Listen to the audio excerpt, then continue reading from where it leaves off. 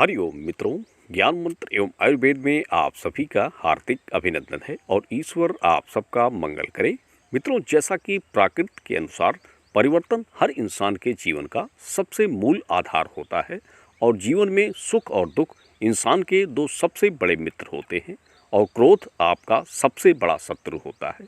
मित्रों, जैसा कि कई ऐसे लोग होते हैं जो अपने जीवन में बदलाव की उम्मीद में जीते हैं और उनकी इच्छाएं होती हैं कि उनके जीवन में एक अच्छा समय आएगा और उनकी इच्छाएं उन समय में पूरी होंगी, क्योंकि जीवन में अच्छे और बुरे समय आते जाते रहते हैं और उन्हीं के अनुसार सुख और दुख दोनों की प्राप्ति होती है।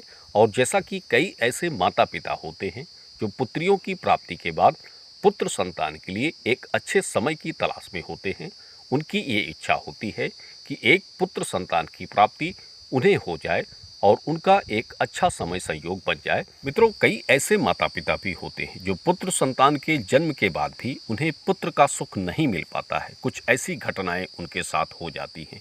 तो आज के इस वीडियो में हम आप सभी को इस संबंध में और गर्भधारण के एक अच्छे समय संयोग के बारे में कुछ बातें बता रहे हैं। जो लोग पुत्रियों को प्राप्त कर चुके हैं, उनकी एकमात्र इच्छा है कि अब उन्हें एक पुत्र संतान की ही प्राप्ति हो, तो उनके लिए ये बातें महत्वपूर्ण रहेंगी।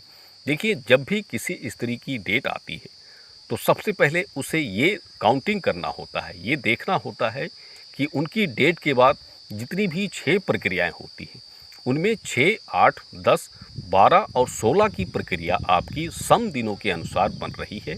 और इसमें भी आपकी 8, 12 और 16 की 3 प्रक्रियाएं मुख्य होती हैं।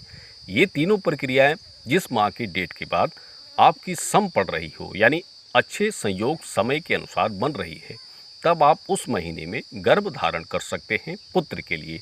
मित्रों, कई लोग ऐसे भी होते हैं जो डेट आने के बाद गर्भ धारण में चौथे या 5वें दिन की प्रक्रिया का इस्तेमाल कर लेते हैं और वो ये भी नहीं देखते कि उस दिन कौन सा दिन है, पूर्णमासी है, अमावस्या है, शनिवार या फिर कोई ऐसे व्रत उपवास के दिन हैं जिनमें गर्भ धारण नहीं करना चाहिए।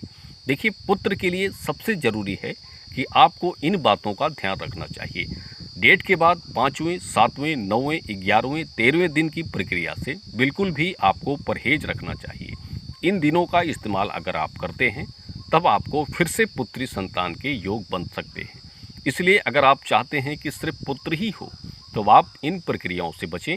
जिस महीने में आपकी डेट आ रही है तो आप जो भी 16 दिन होते हैं डेट आने के बाद गर्भ धारण के लिए, और जो 6 प्रक्रियाएं उन 16 दिनों में बन रही है, तो आपको ये देखना है कि हमारी 8, 12 और 16 की प्रक्रिया अच्छे समय संयोग के अनुसार और डेट आने के जितनी भी प्रक्रियाएं हैं उनके क्रम अनुसार सही बन रही है, तब उस माह में आप निश्चित तौर से गर्भ धारण कर सकते हैं पुत्र के लिए। और देखिए, कई लोगों के साथ ये समस्याएं भी होती हैं कि पुत्र जन्म के बाद तुरंत उसका अंतकाल हो जाना, बार बार गर्भपात होना। तो इसके लिए हम आपको कुछ उपाय बता रहे हैं, आप उसे ध्यान में रखें।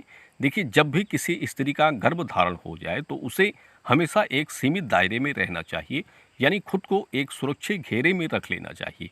इसके लिए आप क्या करें कि रात्रि के समय कभी भी पेट को खोलकर ना सोइए और पेट पर हमेशा एक काले धागे को बांध के रखें। किसी भी ऐसे स्थान, अपरिचित स्थानों पर रात्रि या संध्या के समय भ्रमण के लिए ना जाइए और अपने बिस्तर के नीचे एक मोरपंख या फिर एक लोहे की वस्तु सदैव रखें। और खाने पीने में भी अपने को नियंत्रण में रखें। अधिक मसालेदार चीज़ों का सेवन, अधिक मांसाहारी चीज़ों का सेवन, चटपटी चीज़ों का सेवन नहीं करना चाहिए। इन बातों को आप ध्यान में रखेंगी तो होने वाली ये घटनाएं जो भविष्य में होती हैं, जिससे आपको घोर दुख होता है, इससे आप बच सकते हैं। और उम्मीद है कि आपको इन सभी बातों से ज़रूरी जानकारियाँ प्राप्त हुई होंगी। तो धन्यवाद, शुभ मंगल।